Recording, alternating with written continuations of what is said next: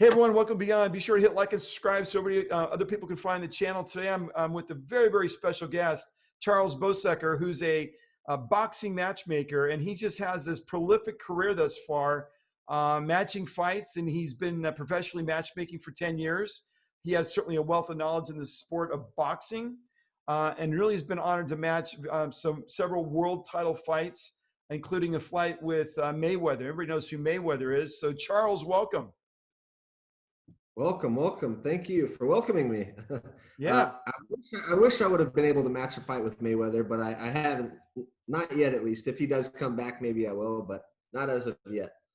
Okay. Well, I got a little ahead of myself then, but it sounds like you've really put some really incredible matches together. So what I want to do is sort of start where it kind of all started for you. Where did you get your start and your desire to get into boxing and matchmaking and mixed martial arts?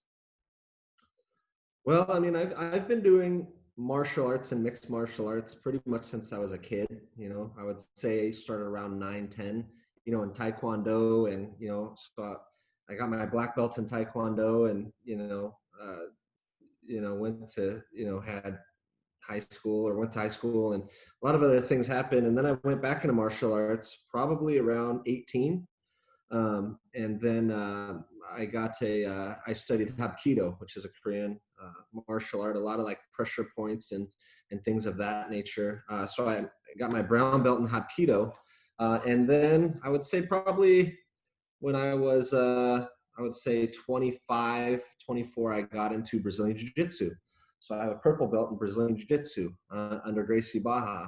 And so I competed in Brazilian Jiu-Jitsu tournaments and competitions. And then, that's when the whole mixed martial arts kind of really came together, throughout all the years of training and competing. But as far as boxing goes, I got into boxing, truly into boxing in 2006, when one of my best friends turned pro. And he asked me to be in his corner and corner him. And soon after asked me to kind of like be his matchmaker manager, right? Like, reach out to the other promotional companies and see if I could get him a fight here and there, and kind of like negotiate purses and things of that nature. So I started dabbling in everything in 2006, and then really hit the ground running, thereafter. It was a pretty quick process, but, officially started, as a matchmaker, back in 2010, I would say. We all understand managers, right? And interesting, the word matchmaker. So let's go back a little bit, because I'm really fascinated by the fact you have a black belt in Taekwondo. So for those that are looking to maybe get into mixed martial arts or boxing, take us back to that process of getting a black belt, because that speaks to me of extreme discipline, extreme focus, determination, dedication, and maybe you are athletic and it comes natural to you. But take us through that process of going through the black belt. What did it take for you to start out and accomplish that pretty significant goal? So Taekwondo, for those of you who are familiar with Taekwondo, there's a lot of forms involved, a lot of discipline, as you mentioned, involved, and somewhat athleticism, but I would say a lot of it has to do with forms. A lot of it is forms. But obviously you're going to do kicking and punching and things of that nature as well, with some light type of sparring in Taekwondo, but it's really nothing very significant in the sense to where, a normal, I don't know what you would consider normal, but it's an average person can do it. But it takes dedication, with Taekwondo. Now on the Brazilian Jiu-Jitsu side of things is a little bit different. That's very tough, and boxing is very tough. Those are, so Taekwondo's sort of up on your feet with form, and then you take it to Taekwondo or Jiu-Jitsu with Gracie, I believe, which, if it's the same Gracie that sort of started MMA, that sort of transitions to the ground. Is that true? Yeah, I mean, there's some takedowns and very, very light ground work in Taekwondo and Hapkido. But as far as Brazilian Jiu-Jitsu goes, yeah, I mean, it's definitely mainly ground work, whether you're in a defensive or offensive position, whether you're on top or bottom. But yeah, I mean, Brazilian Jiu-Jitsu is a very, very tough sport. definitely. Now, when you did this, were you interested at some point of getting into MMA as you went through this progression? Yep, that's exactly why I got into it. You know, because of my Taekwondo and Hapkido background, I wanted to be more competitive. And for me, you know, being competitive in the Taekwondo background, it just, I don't know, it didn't, I wasn't, it didn't excite me. There wasn't enough excitement. In other words, there wasn't any pain involved, truly, you know, like there is in Brazilian Jiu-Jitsu or boxing or MMA.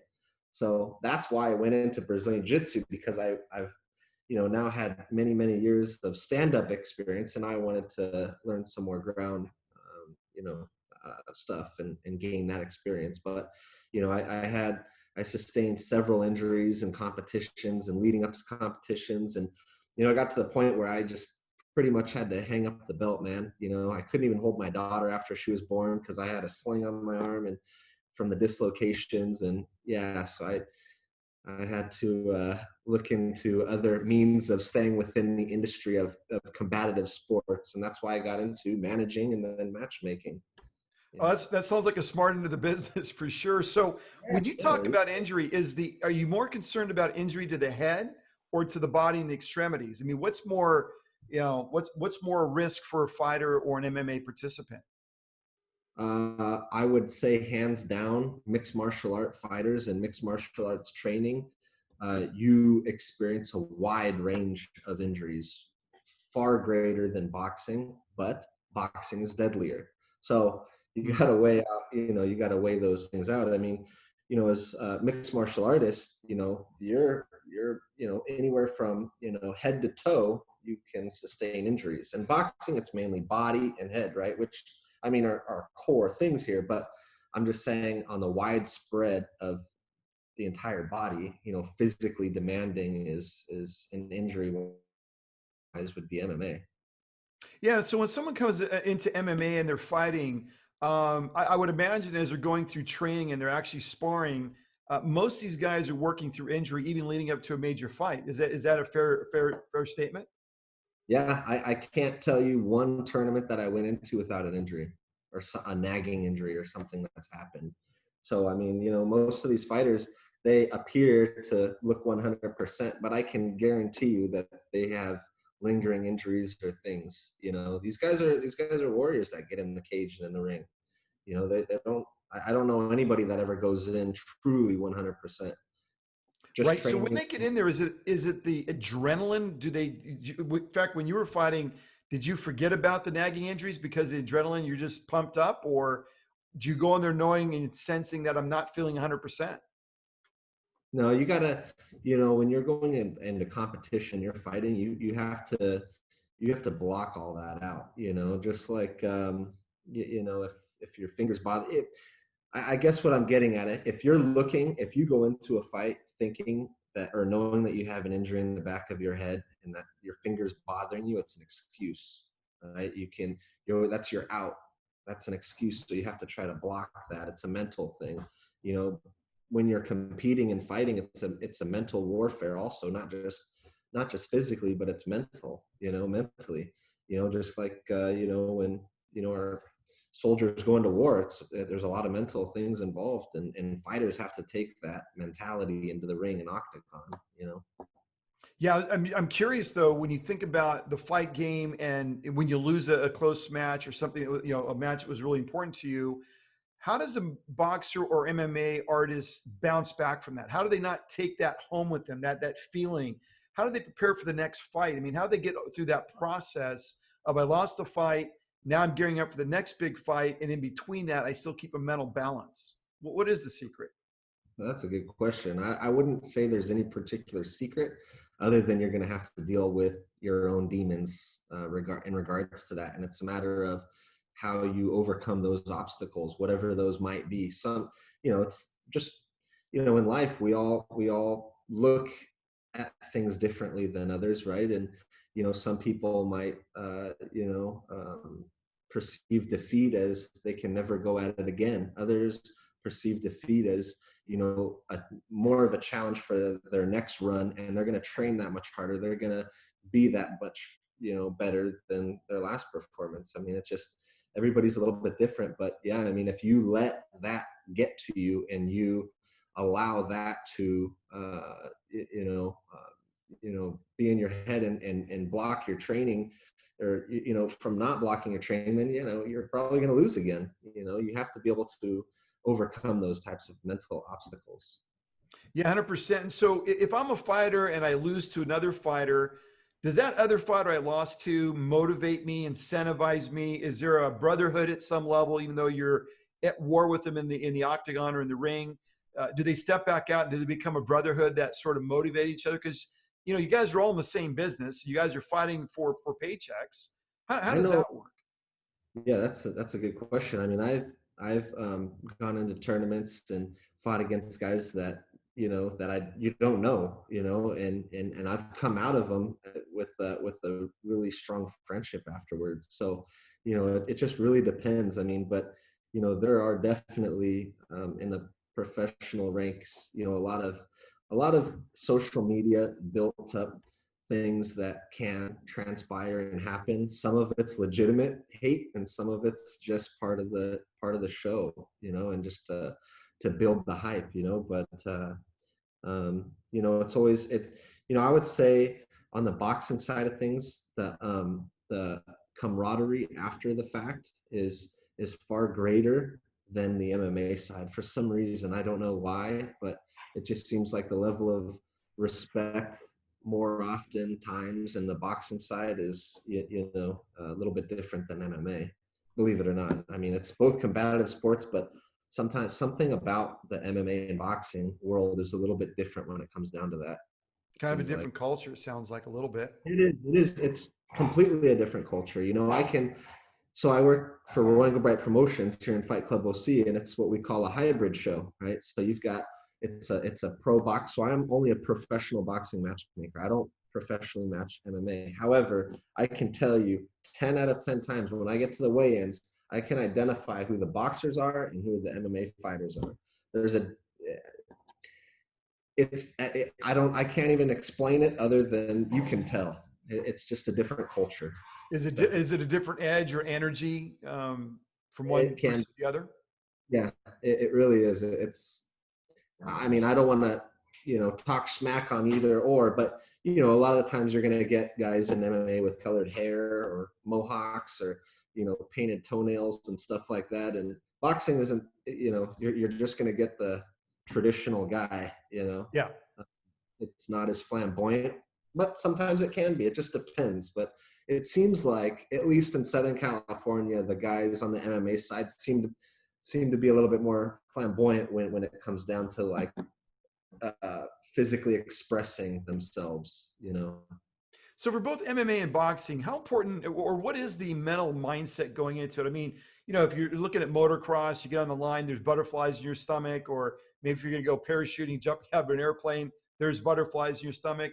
Would boxers or MMA fighters describe it as butterflies? Is there any nervousness going into it? Are they worried about the outcome if something bad happens? I mean, what is the mindset that typically sort of invades the average or typical MMA or boxer?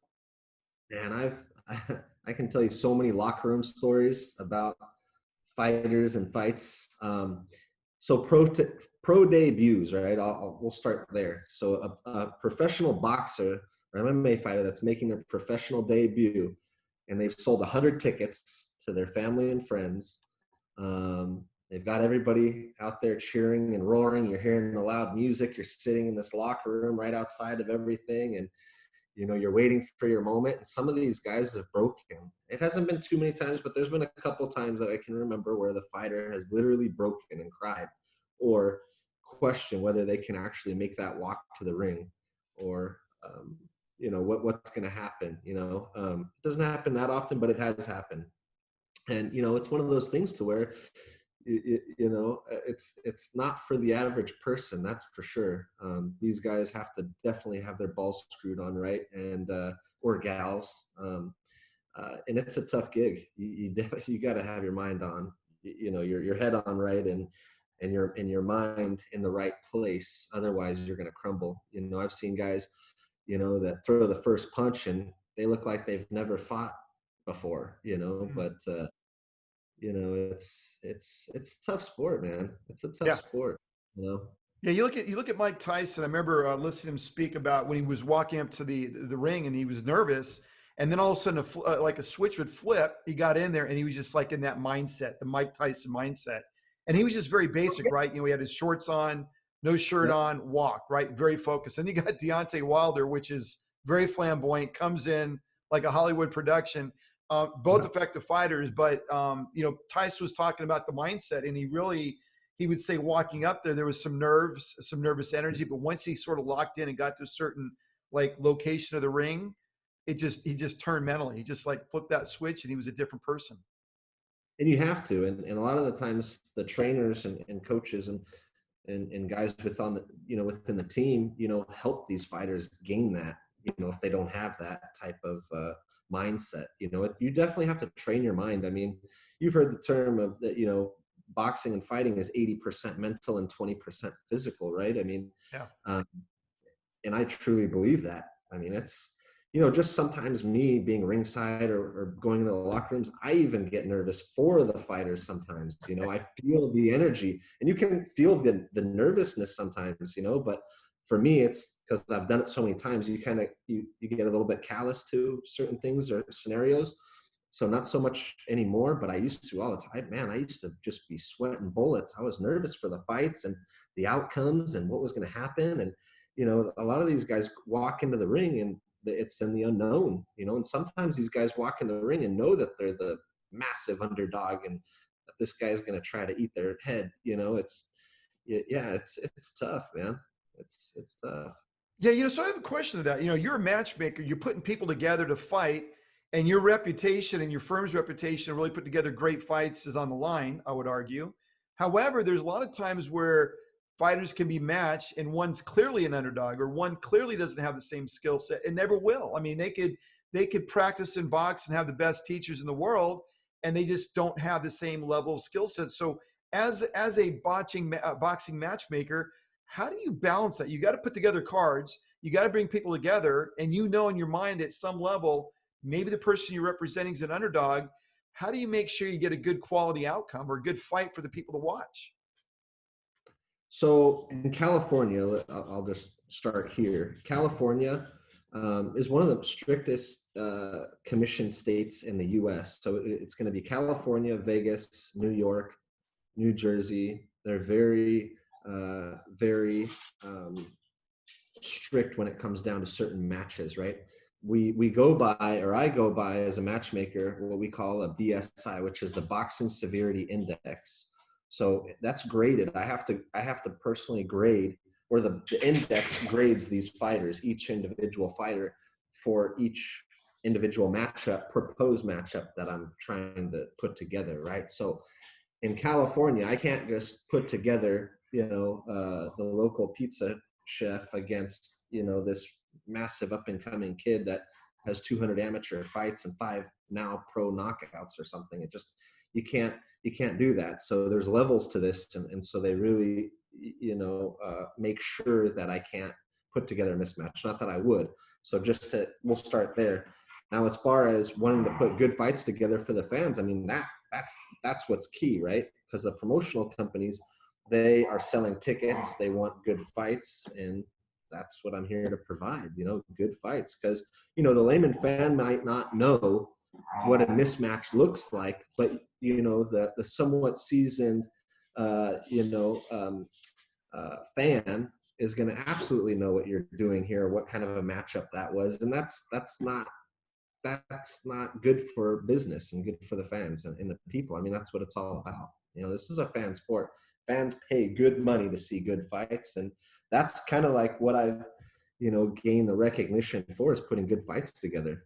And so me as a matchmaker, it's not just saying, A and B, get together and fight. I mean, there's a lot of obstacles involved. I gotta, because it starts with not just having the fighters having interest in fighting each other, but then you got to talk about finances. You got to talk about a lot of different aspects to the fight in general, the weight, the this, and the how many rounds. And so there's a lot that's involved, and I always have to stick by or go off of the promoter's budget, right? So there's a budget always involved, and sometimes it could be a make or break situation if A or B isn't financially happy with the money. So there's a lot that rides behind the scenes to actually make a fight happen. A lot of people don't realize or understand that it's not that easy putting a fight together.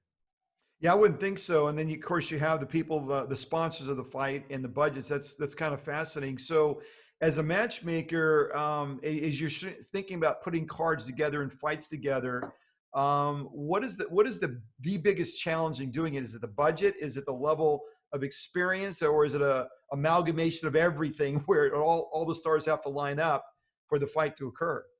Yeah, a lot of the stars have to line up. You got to remember, I mean, the promoter is always going to be on a really tight budget. That's just natural. I mean, they want to save as much money as possible, and they don't want to have to pay too much out of their pocket, which I get and I understand. So essentially, I'm kind of like guarding their finances to a certain degree, right? But at the same time, you have to look at the fighter's point of view and what is worth that particular matchup and fight. Is it worth that money? And so a lot of times I end up having to actually go back and negotiate with the promoter to come more out of pocket.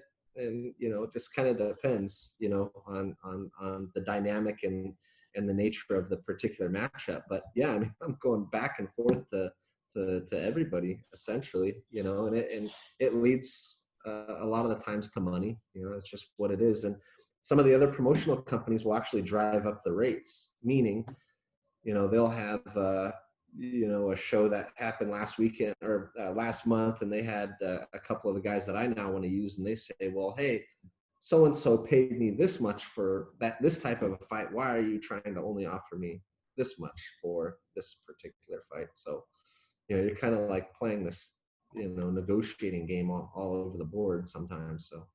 So are the budgets fixed, or is it a matter of finding more sponsors to come in, or maybe ESPN to come in to increase the purse? Yeah, I mean, the purses are always going to be increased with TV time, but I'm just speaking right now in reference to a club show level, meaning Hmm. there's no time, there's no TV sponsorships or anything like that. But yeah, when it comes down to TV, now you're talking a different bracket for sure. But Right. as far as the club show level goes, traditionally there's a range, right? There's a range. And sometimes when the promoter really wants a particular fighter, they'll dig further into their pockets to make it happen. But what I was saying by driving up the rates is that is what can happen. And then they start driving up, and those fighters will talk to the other fighters. Oh, well, this guy paid me this much, and this promoter, fight here, don't fight with them. And so you're kind of always just working with or playing those games with those guys sometimes, unfortunately. So in what you do and who you represent, is this sort of like a feeder to the next level? I mean, is this how you're grooming fighters and getting them experience at this level of fighting? And is all imagine the fighters are trying to go to the next level and eventually be on ESPN, or what is the makeup of the typical fighter in your organization? Well, yeah. So Roy and Bright Promotions, which is SoCal or SoCa Fights, they're just strictly just a club show level promotional company. Now, I also work for Tom Loeffler with 360 Promotions, who has, he used to promote Gennady Golovkin, Triple G, and the Klitschko brothers. He was their manager promoter. They had one of the longest reigning heavyweight tenures in all of heavyweight history of boxing. And so Tom Loeffler is very well known and accredited in the sense that he's not just a club show level promoter. So he does have TV deals, like we've done HBO. So I've match made an HBO card. I've helped them match make Showtime, DAZN in New York at the Madison Square Garden. I've done shows at the LA Forum, match made the LA Forum, Staples Center, the StubHub Center in Carson, the Honda Center. So Hmm. I have match made at the elite level. So yeah, I've seen I've seen the scale from the bottom to the top, and the money is definitely a lot different when you start messing with TV money, and the negotiations can go from from one end of room to the other real quick. So Yeah, no, that I could only imagine what that's like. And so, what is the when you think about the fighters coming in, what's the fighters' mindset? They want to, they're at this level, the club level, and obviously they aspire to be at the next level. When you see fighters coming in, is it pretty easy to tell which ones could potentially progress versus ones that'll never progress, or is it harder to tell? Is it just based on heart desire and mindset? you can tell, I can tell right off the bat who has the potential to, dabble in the top area. But you got to remember, it's not just about their potential. Unfortunately, on the boxing side of the world, a lot of these fighters don't come from the best upbringings. Let's just be honest here. A lot of them come from a tough background. A lot of them come from, you know, you know, not having, all the money in the world, and, you know, uh, just again, a tough upbringing. So you got to remember that mentality is still here with some of these fighters, a good majority of them. And, a lot of the times things can happen mentally. In other words, what I mean by that is you can have a fighter that has all the goods, right? He is just an absolute animal. He could be the next Mike Tyson in the ring, what have you, but mentally he has demons, or Hmm. and he wants to go still, rob people or do drugs, or you know um, just getting into trouble, and just not taking things as serious as maybe they should, or not really realizing the opportunities that could potentially be in front of them. And the reason why I'm bringing this up is because it's probably a really, really good majority of fighters that I thought had the goods and could have made it, but are just knuckleheads and Yeah. too young to really realize. And unfortunately, sometimes some of these kids, and you'll hear this with other sports too, that their parents drove them out of the sport. They forced them to do it since they were a kid, and next thing you know, now they're over it. They don't want to fight anymore. They don't want to do it. They want to go drink or party and do them. And um, so you can tell up front who has the goods, but as far as who's going to make it, you never know. It's a gamble, Yeah. but There's so many variables, it sounds like. a lot of variables. But a lot of it too has to do with the team. Having a good team around the kid, is definitely going to help them. It's not going to assure them that they're going to make it, but it's going to help. So having a good team is a good benefit. Yeah. So Charles, talk to us a little bit about the process of putting together a card. I mean, how long does it typically take to put together a card of fighters when the fights are on? Is it a multiple month process? Is it a week's process, or what does that look like? Typically, I mean, it depends, but traditionally, I would say I'm putting together fight cards within 4 weeks, typically. And then you got to remember, fights fall out, things happen. So I can have the entire, let's say, 8 bout card put together at the 4 week mark, right? And, within 4 weeks, I can guarantee shit is going to happen and hit the fan. Something's going to happen with some of the fights. It always happens. It's just, I don't know why, but whether it's an injury, whether somebody pulls out, or it could be a number of different factors. But I would say at least 2 fights fall out of 8 within a 4 week period. So I'm typically scrambling anywhere from the 4 week mark even to the day of the fight or the day before the fight at the weigh-ins. I mean, I've had fights fall out at the weigh-ins, and I've been able to make a fight happen and fly somebody in 3 hours time. So it just really depends. But it's very high stress, that's for sure. Yeah, I could imagine because there's a lot of money riding on it for the promoters and Yeah, all the and expectations that go with that. everybody's looking at me, and the pressure is all on my shoulders. If there's no fights, there's no show, right? Right. So So, therefore, Charles, you should be making the most money, right? and I don't, but yeah, Funny how that works.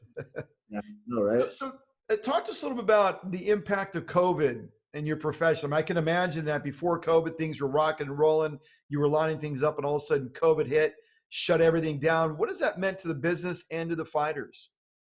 Man, I had 3.5 shows completely booked right before COVID. As a matter of fact, the weekend of the shutdown, I think we were shut down. It was a Friday afternoon or evening here in California. I had just flown in a fighter from Houston, Texas. He just landed that morning. He was doing his medicals for the fight. Oh, I'm sorry. It was Thursday because we flew him in on Thursday. He was completing his medicals on Thursday. The weigh-ins were going to be the next day on Friday, and we found out literally during him getting or doing the medicals that the show was canceled. I had the whole show matched, and um, yeah, it's definitely affected me. And you got to remember, as a matchmaker, I don't get paid unless a fight happens, right? So I had a couple months worth of work and no paycheck because of it, and not just me, but even obviously the fighters too. Everybody was affected by this initially up front, and even now, at the club show level, it's non-existent right now, and it has been ever since that day moving forward. So for me, I've dabbled in matching a few fights here and there to help out with like Top Rank on ESPN. I've helped Mhm. out with them a couple fights during this pandemic, because only the network deals, promotional companies that have networks deals, are able to have fights with no crowds, right? Because the club show, they thrive and they only survive off of ticket Right. sales, and Exactly. you can't do that right now. So there's no fights at the Do club you show see it level. opening up soon? I mean, do you see things changing as COVID sort of progresses and we learn more? I don't think so. It's going to be a long time, unfortunately. So you guys are in this maybe for a longer haul. That's unfortunate for sure. Definitely this year, that's for sure. So where do you ultimately hope to go with this career? I mean, you're a matchmaker. You're doing some great things. Where do you envision your career taking you once we're post COVID and you can actually open it back up? It's definitely something that's been on my mind and something that I've been thinking about. And, I've even had, you know, um, thoughts about, maybe getting into judging and doing other things within the industry. But again, it's, just something that I've been thinking about. And, I've had this time to reflect, because my wife loves it because I'm home all the time now and I'm not stressed out all the time. Because before, as a matchmaker, when I'm doing multiple shows, and I have up to 16 shows, within 8 to 10 month period, it gets very stressful. And I think she's definitely loving my absence from boxing right now, because Sure. I'm have more time with the family. And and again, I'm reflecting back on everything now. And as much as I miss what I was doing, you just and I think I'm speaking for everyone too. During this pandemic, we all kind of like uh, reflect back on life and what we're doing in our journey, and what we're going to do next, and are we going to continue that same journey, or are we not? And if we are, what are we going to do to change it, or how to make it better? And so I'm just kind of up in the air, not right now, actually, with whatever's going to be happening. I'm just kind of rolling with the punches right now. Yeah, it's smart. It's smart how you said it, and you got to be flexible, right? I remember there's a point in my life where I flew in the Air Force, and one of the things we'd always talk about is flexibility is a key to air power. Because when you go up there, it could be severe clear to all of a sudden inclement weather, clouds, rainy, and your whole mission profile changes. So it's really important to have that flexible mindset. So, I look at your career, and you're so young. You've had all this experience in martial arts, boxing. You've accomplished a lot. Now you're boxing matchmaker, which I think for most people is a very unique position and experience. What would you say at this point is the most important lessons you've learned to date? As far as lessons that I've learned, never judge a book by its cover. That's for sure. You Hmm. know, um, and just be humble and listen. I think that's a big thing too. Especially like you mentioned, I was the youngest matchmaker coming into this. I don't think I am anymore, but coming in initially to boxing, I was that guy.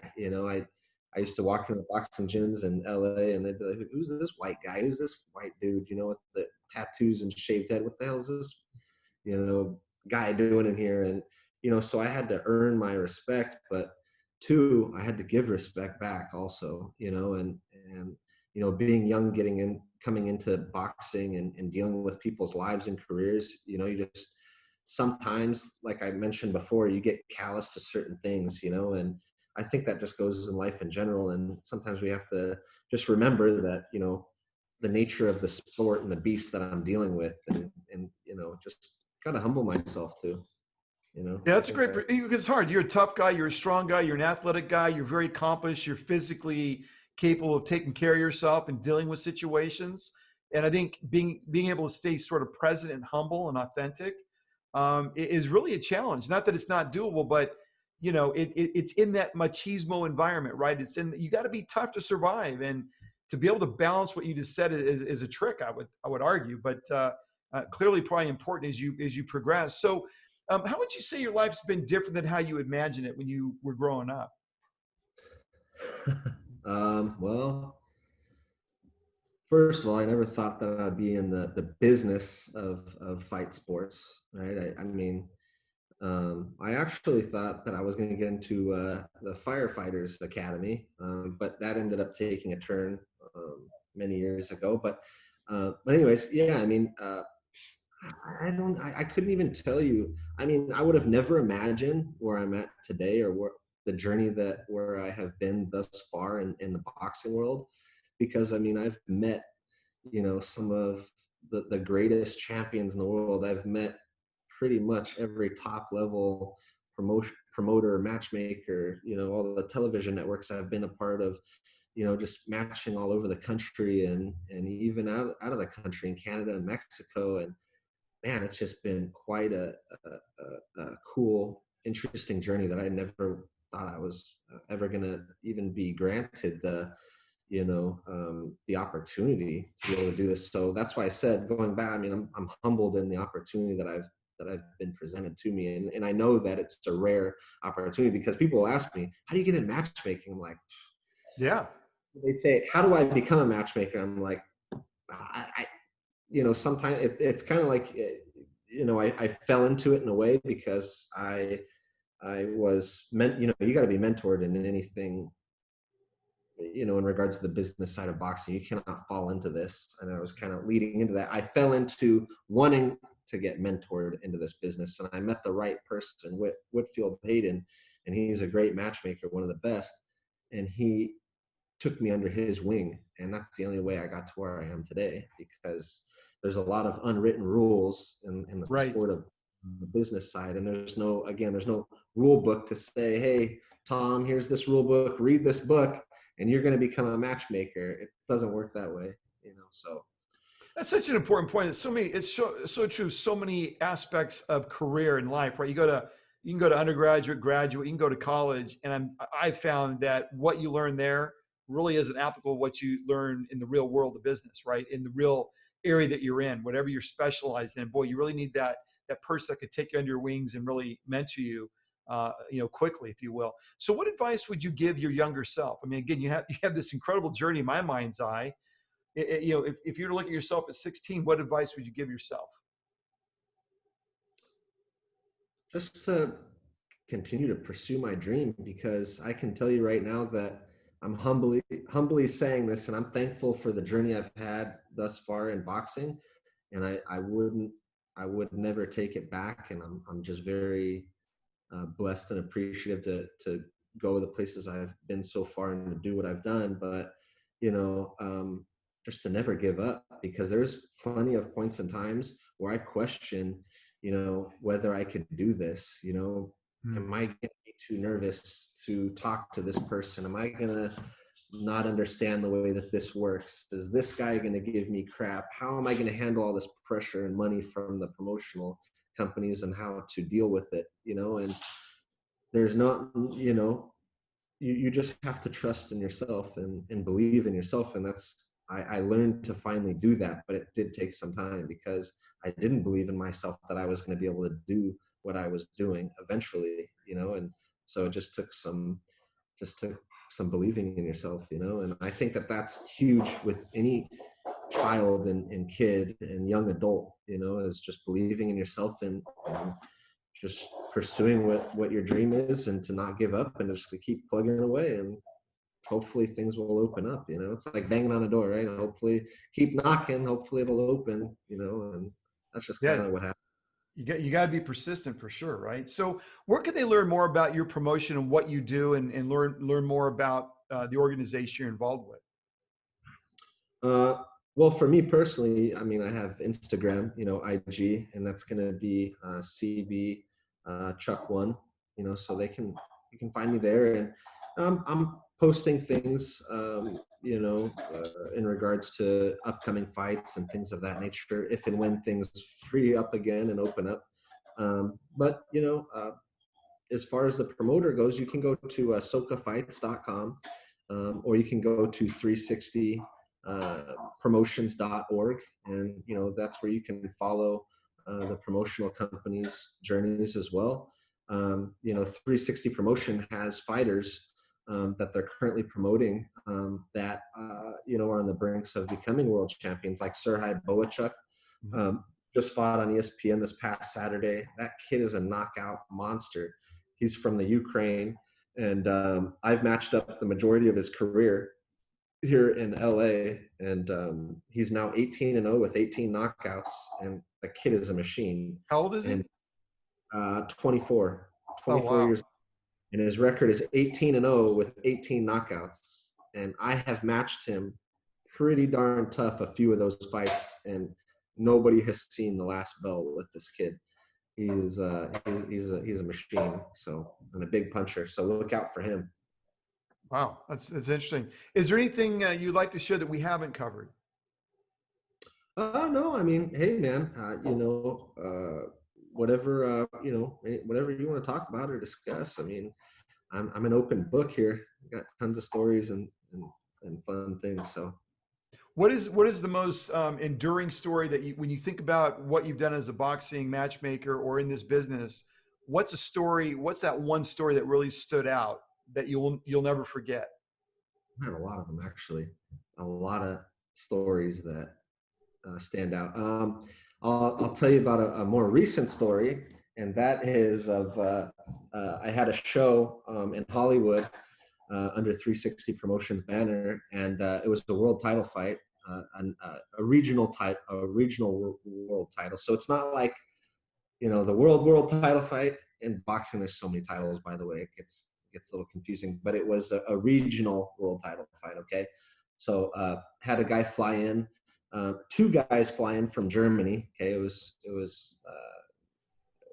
Tom Loeffler. It's a fighter friend that he works with from Germany. He flew in. We ended up matching him up with another guy from Germany, which, um, you know, anyways, Do they know so each other? no, they don't know each other, but Okay.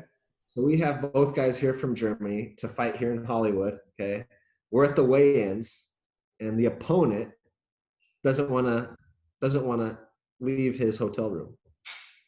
So we're at the weigh-ins. We have the regional world title body sanctioning people there. They have the title belt, because they show the belt to the fighters, the weigh-ins and all this stuff. So they're there, they're checking their watch, and everybody's coming to me. Where's the fighter? We need to start this weigh-in, because at the time, with Tom Loeffler, he goes live on social media and all these other networks. So they have a time. They have to start at 5 o'clock or 2 o'clock or what have you. So we're coming up on that time, and the fighters still need to get checked out by the doctor. They needed to go do all their paperwork with the commission before they even hop on the scale, right? So this guy's missing. I think it was like 30 minutes until the weigh-in. So we're calling this guy, and he won't leave the hotel. And it got to the point where we tried to go send some people over to see what's going on and try to bring him over to the weigh-ins, because he's right across the street in Hollywood. Um, so I tried to scramble, not only get the guy over, he wouldn't come. Long story short, the fight fell through. But the reason why this particular recent story sticks out is because Tom and the other guys involved spent a ton of money for nothing, and I didn't get paid either, obviously. Why But didn't the fighter want to come over? Was he afraid to fight? What was going on? you know what? I think he had some management issues. I think that was the real story. I think that the manager was wanting to take a little bit more funds than the fighter was willing to give, and I think that fighter took a stance and Hmm. took a stance, didn't want to leave, and tried to prove a point. That's what I think. I don't know for sure, but that's what I think happened. So when you put Um, these cards together, you don't have a contract in place where they have to buy. I mean, that just seems so risky. Where at the last second they could just blow out and blow up the whole card. Yep, and they did, and they did that, and we did have a contract. But if a fighter doesn't want to fight, we can suspend them, right? So what I can do is suspend them for whatever fees were incurred during that whole contract period of time, whether it's medicals, flights, hotels, and then we put a suspension on their box rec. But when you get a guy from another country, it kind of like things are a little bit different sometimes. Um, but yeah, I mean, I had another time where another fighter in Costa Mesa did same type of thing, except he claimed an injury. He said that he was shadow boxing in the mirror the morning of the weigh-ins, that weigh-in, and he hurt his elbow popped, and so he didn't want to show up for the weigh-ins. So what we did was cancel his flight home. So he had no way to get home, and so That was on we're, his dime. that was on his dime. He had to go contact somebody. But, I had the other fighter in my face yelling at me at the weigh-ins and, like, it's my fault. I had nothing. This guy's under contract. Some fluke incident happened right before the weigh-ins, and now he doesn't want to show up. The unfortunate part is that other fighter sold 150 tickets.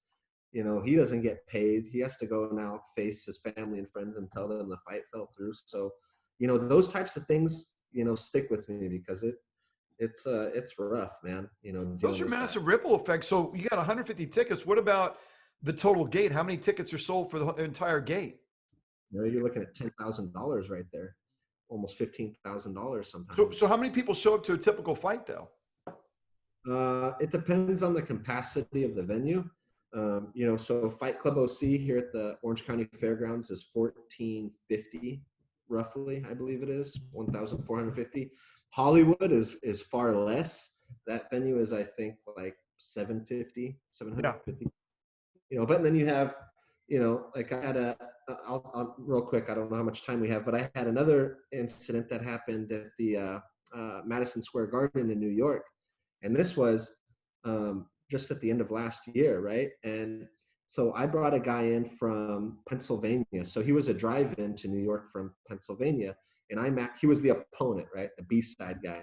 I matched him up against the favored local kid from New York. He sold 230 tickets. So I fly in, everything's fine and gravy, show up to the weigh-ins, opponents there, favorite fighters there, that local kid. Everybody weighs in. Both fighters do their medicals. This was on a triple G card, so it was a DAZN televised card on the Mhm. high level, on a high scale. And the kid the A side kid sold the most tickets for one individual fighter than anybody else on the card. So we're riding high on this guy. Show up for the fight night or fight afternoon, because I had to check in the afternoon. All fighters check in with the doctor again before actually walking to the ring. Okay. So I get there and there's all this commotion in one of the locker rooms. One of the commissioners, the New York commissioner, comes up to me and says, "Hey, we have a problem. The doctor doesn't want to clear the opponent." I said, "What do you mean clear the opponent? He's completed all of his medicals. He weighed in. He was checked out by the doctor yesterday. Everything's fine." Well, he has a dot, a herpes on his lip. Okay. Oh, A geez. dot. Okay. Yeah. Dot. You can't. I said, "You got to be shitting me." So I go to the locker room and I said, "Where?" And the doctor's right there. I said, "What's the problem?" And she goes, it was a gal doctor, and she goes, "Right there, that's the problem. He broke out overnight. He has," and she said, "Broke out. I'm telling you right now, is a dot. There was nothing exposed. I mean, if you stand 3 feet back, you can't even see it." And she called the fight. She said he can't fight because it's a health risk for the other fighter. I said, "Well, hold on, wait a minute. What if the other fighter is okay with fighting this guy with a herpes outbreak on his lip?" And she wouldn't allow the fight to happen. So all the big wigs and everybody, we had to go in a conference room backstage at the Madison Square Garden, and it was a disaster because it was 30 minutes before the fighters were supposed to walk. So the A side kid had 230 people Yeah. in the crowd there. And remember, this is prior to the TV time opening up. So this is like the filler in type of guys that, build up for the, main events and stuff. Yeah. Right. So we ended up just having that ace side fighter walk to the ring by himself and apologize on the microphone. It's just, So little stories like that. But I mean, anything can happen to make a fight not, walk, fighters not walk, So um, Man, it I've feels seen like a high stake business, right? You get all these promoters and people investing and selling tickets and money on the line, a and lot of right money. before the match could just go poof. Yeah. And And then you get all the people, emotions that go with that, right? And whatever, guy's ready for a fight, now he can't fight, or the guy that won the fight got injured, or maybe people flew into the fight from all over the country and all the tickets. I mean, that's a lot of money. It's a a lot of lot money. of money, a lot of pressure, and that's the hurt. That's why they call it the hurt business. It's not just Yeah. physically hurting, financially hurting too.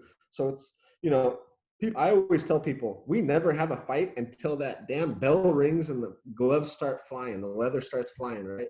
You do not know you have a fight until that happens. And I only say that because of all the experiences I've had. Now, I've had once a fight gets going, and let's say a fighter quits in the first round, or by the second round they quit, do you get paid for that bout? Is that a full paid long as the experience, bell or rings, huh? long as the bell rings and those fighters throw leather, I'm Then relaxed. all the money's coming in. Just have to Yeah. touch gloves first round, Yep. Yep. Exactly. and that's when Yep. you have a big pucker factor release. Yeah. Exactly, man. Exactly. Big So, time. out of all the fights you promote, what would you say the percentage of fights that don't go through? Is this the exception as opposed to a rule, or is it 40% of the fights drop out, 30, 20? What does that look like? Like I was saying, it depends on the time frame, leading to the fight. But I mean, let's say out of an 8 fight card, 2 of the fights will fall out within that few weeks period of time. And normally, I'm able to, what they'll say is, pull a rabbit out of my hat. I make things happen. And so even if I have a fight fall out, doesn't mean I won't make up for it with a new opponent. You know what Yeah, you I have a mean? backup plan. What is the typical purse we're talking about? If a fight doesn't go through, how much money is that represented that's lost to the promoters on Well, if average? it falls through with, let's say, a week notice, right? And I have to scramble and find a new opponent, well, guess what? The rate is driven up because now we're talking about making a fight on short notice, and a guy to take a fight on short notice wants more money.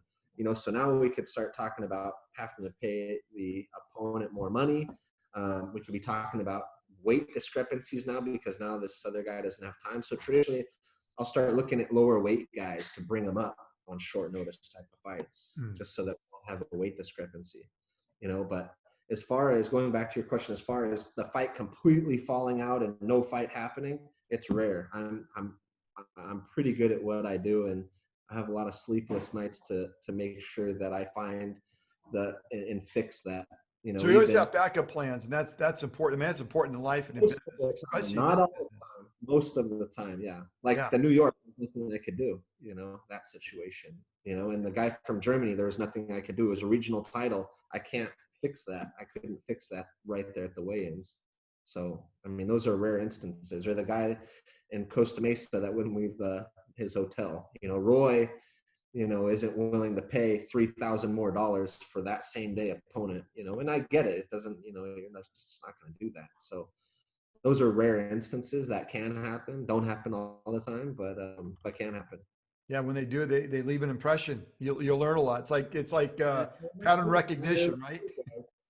I remember those guys.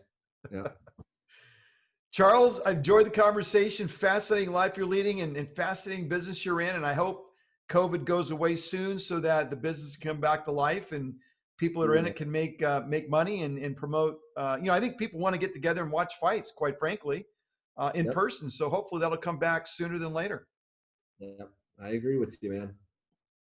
All right, my friend. Well, enjoyed having you on Beyond. Thanks for sharing your story. Absolutely. Thanks, guys. Thank All right, you. man. Thanks. Take care. Hey, Bye. that was good, man. I'm still recording here, so I'll just stop recording.